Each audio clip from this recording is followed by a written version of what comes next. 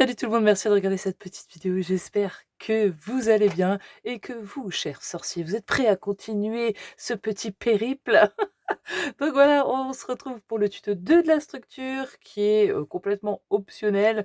Vous pouvez très bien faire le tuto 1 et vous arrêter ici.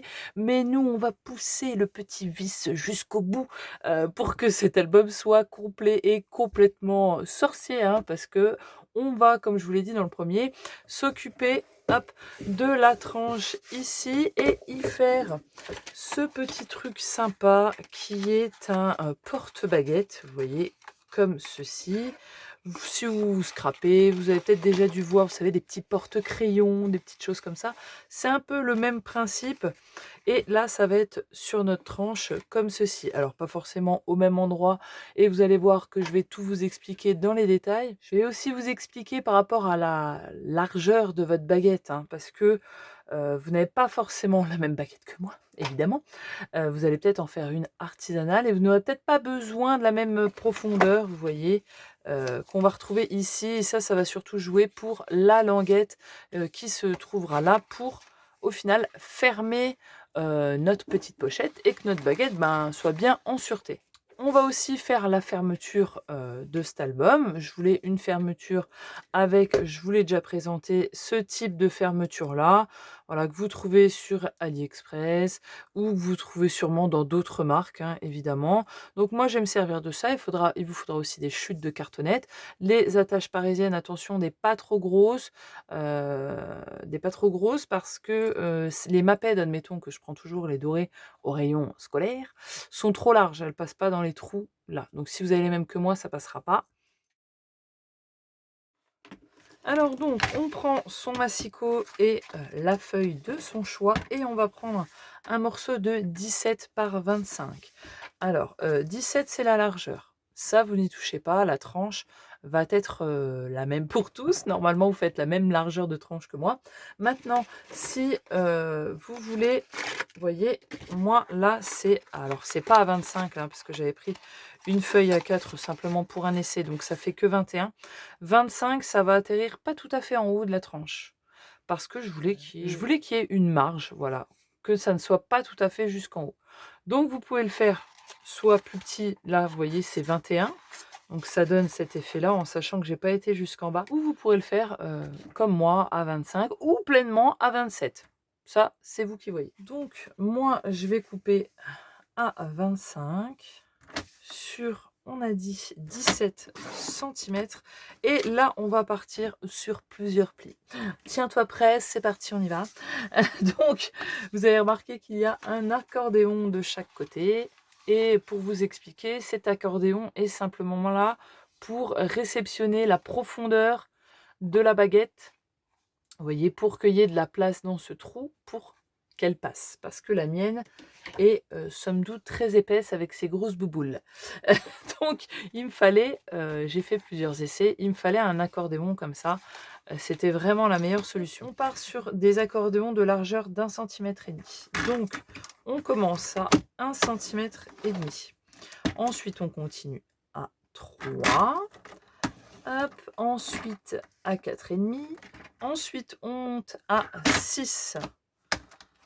Hop, et là, on va commencer ce qui est le creux. Ici, vous voyez, les deux largeurs. Là, on a fait la bande du dessus. Et là, on attaque les deux creux qui sont plus larges. Ils font 2,5 cm. Donc là, on va aller à 8,5. Hop, et 11. Donc là, voilà, on a fini le creux. Et on repart sur des bandes de 1,5 cm. Donc 12,5, 14, hop, 15,5. Et normalement, ça fait 17. Donc la dernière bande. Ensuite, on pivote notre page et on va faire un trait à 1,5 cm que sur les deux grosses bandes là, les plus larges de 2,5 cm. Donc on place notre feuille à 1,5 cm et on ne fait des plis que sur ces deux grosses bandes là. Alors moi je fais des plis, c'est pour des repères parce qu'ils vont être coupés. Vous pouvez le tracer au crayon, pas obligatoire de faire ça vu que après on enlève et nos petits plis qu'on a fait pour des repères, eh bien on vient simplement inciser ces plis-là sur nos deux grosses bandes. On fait ça à gauche, on fait ça à droite. Et là, ça va être une question de plis. Pour nos accordéons en haut, on va partir. Vous voyez, j'ai fait les plis ici et je vais aller les plier. Vous voyez, j'ai retourné ma feuille et je vais plier à l'intérieur. Donc, on cède du plioir, c'est toujours mieux. Ensuite, on revient sur le devant et on plie sur l'extérieur. On plie, on retourne et on replie à l'intérieur. Et vous voyez que là, on arrive sur le dessus. On a un premier accordéon. On a notre bande d'1,5 cm, le gros creux avec les grosses bandes et nos bandes sur le côté. Ces bandes-là vont finir en pointe vers le haut et celle ici va finir à l'intérieur en forme de vallée. Donc là, on a une vallée et nos petites bandes ici vont faire une petite montagne. Et le pli qui nous reste ici va se replier en montagne comme les petites bandes sur le côté. Donc là, c'est dans l'autre sens. Une fois qu'on a fait ça d'un côté, eh bien, on peut retourner et faire pareil de l'autre. On fait attention à ne pas se raccrocher dans les deux trous ici, puisqu'on peut souvent tout déchirer si on veut aller trop vite. Vous voyez, ça va donner ceci. Donc, comme ça, vous avez bien votre creux ici. Vos bandes là, vos bandes accordéon, celle de devant, le grand creux. Et normalement, tout doit bien s'aplatir. Vous voyez que là, j'arrive à parfaitement l'aplatir de façon à ce que ça soit vraiment tout plat, que tout, voilà, et que ça ne rencontre pas de force. Ça ne doit pas forcer. Donc là, maintenant, on va faire la languette ici, qui se trouve là pour refermer bien notre baguette. Et moi, vous voyez que je l'ai fait en forme de dépliant parce que je trouve que c'est sympa. On va pouvoir mettre le nom de la personne, comme moi, vous voyez, regardez, j'ai fait ça avec un tampon de chez Action, vous voyez, j'ai marqué Anne-Sophie, et je vais le mettre ici, voilà, c'est le nom à qui appartient la baguette. On peut, je suppose, à l'intérieur soit mettre une petite dédicace si on offre l'album à quelqu'un, ou les informations sur le sorcier, sa maison, ses qualités. Donc, il vous faut un morceau de 8 cm sur 13,5. Ok. Hop, 8 cm étant la largeur. On va se mettre sur les 13,5 et on va faire déjà un pli à 1. Vous l'avez compris, c'est la bande de collage. Et c'est à partir de ce moment-là où vous allez adapter votre mesure. Moi, je vais faire un pli à 4 cm, ce qui va me laisser 3 cm de profondeur de baguette. Je vous explique. Lorsque je mets ma baguette ici, ah oui, c'est aimanté. Lorsque je mets ma baguette ici, là, j'ai pris 3 cm pour que ça englobe bien ma baguette sans forcer. Donc là, j'ai 3 cm.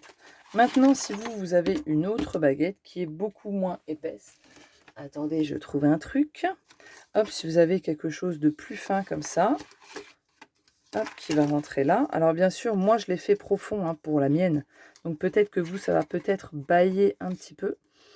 Mais c'est cette profondeur-là, en partant de votre tranche jusqu'à où atterrisse votre baguette à vous, qu'il faut mesurer. Donc on part de la tranche et on regarde par rapport à l'autre. Et moi, là, j'ai environ 1,5 cm, voire 2 si vous voulez vraiment être large. Mais voilà, il faut bien mesurer. Et ce qui est le mieux, c'est de faire des essais. Vous voyez, moi, j'ai fait des essais.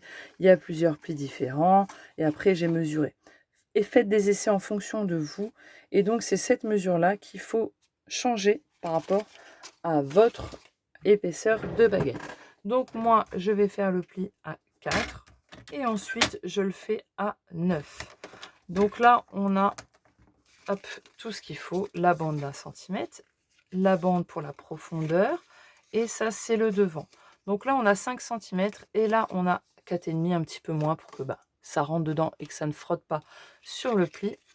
Et donc, tout ça va venir s'accrocher, bien sûr, en dessous sur notre tranche. On va venir percer des trous en bas de notre pochette et sur notre petit rabat pour venir y mettre des petits flots, d'accord? Donc, il va y avoir un ruban qui va être coincé en dessous, qui va ressortir ici, qui va ressortir ici. Et idem de ce côté-là, pour venir accrocher tout ça. Donc moi, c'est la solution que j'ai trouvée parce que je pense qu'un aimant, ça va forcer trop, ça n'ira pas.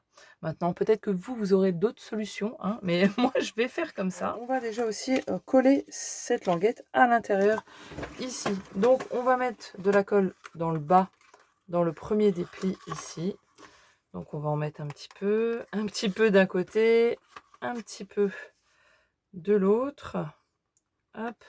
Et on va venir coller du coup le bord ici bien à l'intérieur, de l'autre côté aussi, et du coup on va faire venir coller vraiment les accordéons au ras comme ça ici, vous voyez, vraiment contre, et du coup on appuie bien à plat. Bon là j'en ai trop mis comme d'hab, et ainsi déjà on a notre pochette aussi, ça c'est l'intérêt, elle va être déjà bien droite. C'est-à-dire quand on va la coller sur notre pochette, on aura déjà un repère sur le bas pour nous aider à nous guider et ça sera quand même beaucoup plus simple. Vous voyez, comme ceci, hop, hop et hop. Donc moi, au final, je ne voulais pas recouvrir le devant, mais je trouve que ça fait pas fini, donc au final, je vais recouvrir. Sachant que vous voyez que j'ai déjà découpé en fait une partie de ma chute pour mettre à l'intérieur ici. Parce que faut que je recouvre avant de mettre mes petits bouts de ficelle. En tout cas, moi, je veux qu'on le voie derrière, le petit bout de ficelle. Voilà, j'aurais eu des œillets, ça aurait fait beaucoup plus beau, mais j'en ai pas. Donc, autant que ça fasse artisanal jusqu'au bout et qu'on voie les petits bouts de ficelle. Et donc là, je vais recouvrir et on va faire le matage ensemble parce que je vais faire 2 arcs comme ça qui vont venir, un comme ça et un comme ça, qui vont bien s'aligner. Par contre, ici, ça restera noir. Donc, pour créer ce grand C, on va dire, si vous voulez le faire chez vous, il faut mesurer la hauteur ici en laissant quelques millimètres. Donc là, je suis à 24,5. Et par contre, je vais prendre la largeur là, et c'est bien de remesurer, parce que même si on a fait le pli à 1,5, il n'y a forcément pas 1,5. Ça, c'est clair et net, hein. On perd avec les plis, on perd des millimètres. Donc si je me mets là, moi, je vais le faire à 1 cm. Je pense que c'est largement bien. Donc, je vais prendre un morceau de 24,5 sur, vous voyez là, je vais prendre la largeur du haut. On va prendre 3,5, 3,6. Allez, 3,7. C'est bien ça, je remesure. 3,7. Donc, on a dit 3,7. 6, 7 sur 24,5. Et on va se faire une première découpe à 1 cm. Alors je vais la faire sur le centre et je ne vais pas remonter jusqu'en haut, hein. Je vais laisser de la place.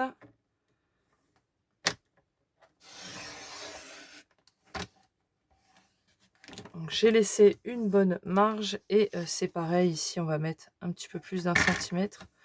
Et pareil, je coupe et je m'arrête où j'ai déjà fait ma coupe à peu près, hein. Forcément, ça va pas être nickel nickel. Et ici, on a dit, j'ai laissé 1,1. Voilà, parce que je pense qu'il faut un peu plus. Ça va peut-être être même un petit peu trop lâche, mais bon, on va voir. Et tada! On a un beau grand C qui va se mettre... Ouais, c'est nickel. C'est nickel, vous voyez. Hop.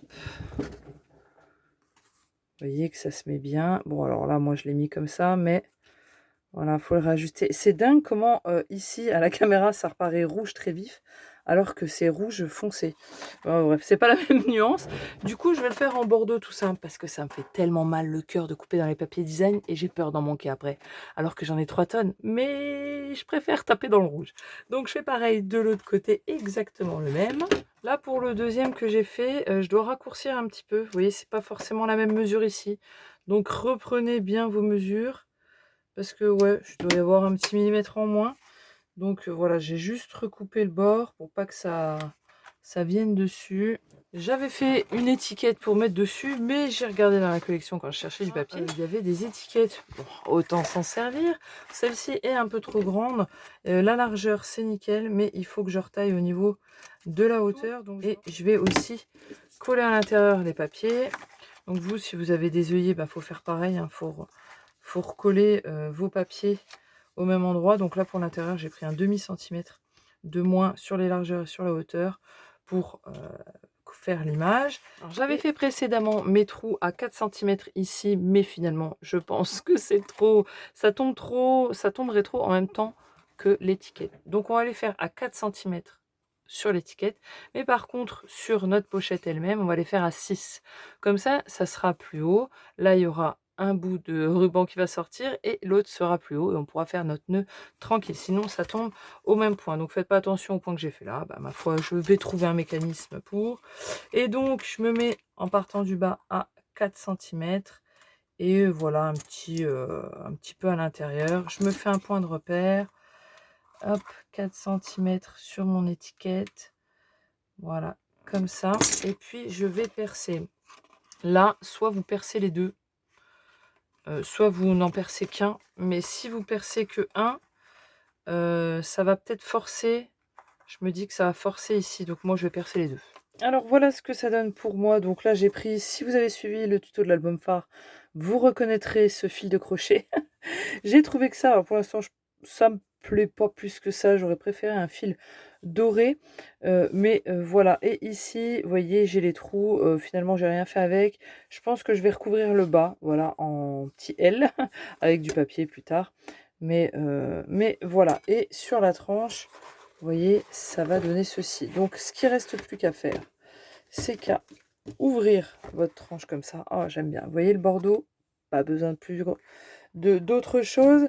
Et là en bas, parce que je veux laisser la baguette dedans, en bas, alors bien sûr ici aussi vous pouvez recouvrir de papier, je vais laisser quelques millimètres. Je pense que je vais le mettre à la même hauteur que ici, et bon ça va normalement, vous voyez ça match aussi au niveau de la hauteur là, donc c'est nickel. On va le coller dans le même alignement que les cartonnettes. Alors pour ça on enlève la baguette.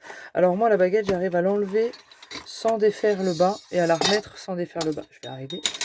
Là ce qui reste plus qu'à faire c'est qu'à mettre de la colle. Alors ici aussi hein, sur la bande en bas, vous voyez sur notre languette, on va en mettre ici et sur nos deux bandes sur le côté, au centre. Surtout on s'aligne bien ici en bas.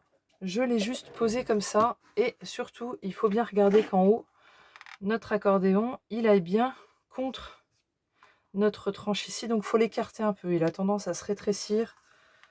Voilà, il faut surtout bien l'aplatir et là avec nos doigts on vient pincer. Alors sachez toujours qu'on peut tout aplatir sauf quand c'est attaché comme ça a un peu plus de mal, mais normalement vous devez pouvoir l'écraser pleinement. Évidemment en bas c'est plus compliqué avec la languette, vous pouvez l'ouvrir entièrement hein, si vous avez plus de mal. Moi je fais ça comme ça et on appuie bien, on reglisse notre baguette, on vient refermer et voilà, je vous ai remonté bien haut pour que vous voyez, on a l'album, voilà comme ça avec notre porte-baguette. Alors moi la mienne elle dépasse grandement tu vois.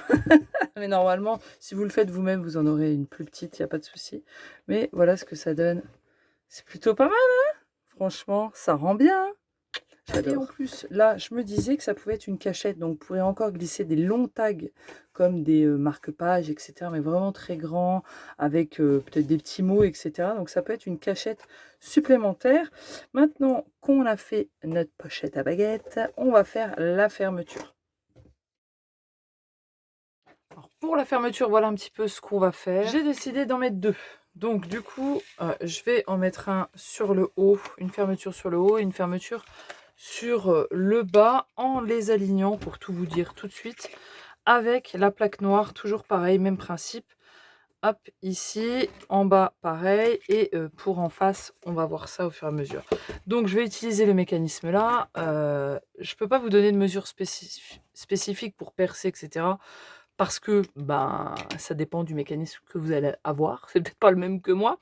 Donc faites bien en fonction de vos trous. Vous voyez que j'ai pris des plus petites attaches parisiennes au final. Parce que les plus grosses, ça raclait quand je faisais pivoter. Vous voyez, il ne faut pas que la tête elle soit très grosse.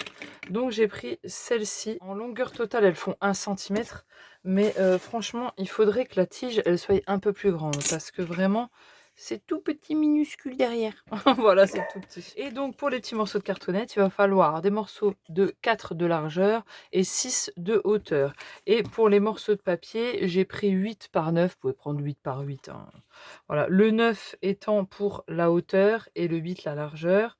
Donc on le place comme ceci. Même technique que pour la structure. On le place comme ceci. Là, on aura notre languette. Donc on va biseauter les angles opposés. Hop, donc ici, moi, comme d'hab, au pif. Hop, comme ça. Et donc, ici, on va rabattre, on va coller. Ici, on va rabattre et on va coller sur toute la longueur. Pareil de ce côté-là, en plaquant bien et en marquant bien le pli ici, comme on l'a fait précédemment. Et du coup, eh ben, on va obtenir ceci, le même principe.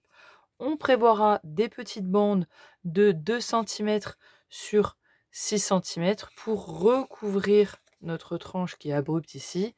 Mais ça, on le fera par la suite. Donc, vous faites ça sur les 4 morceaux. J'ai recouvert avec le reste de mon papier. Et bien sûr, il faut recouvrir le devant avant de mettre vos fermetures. Mes petits bouts de papier que j'ai donc collés.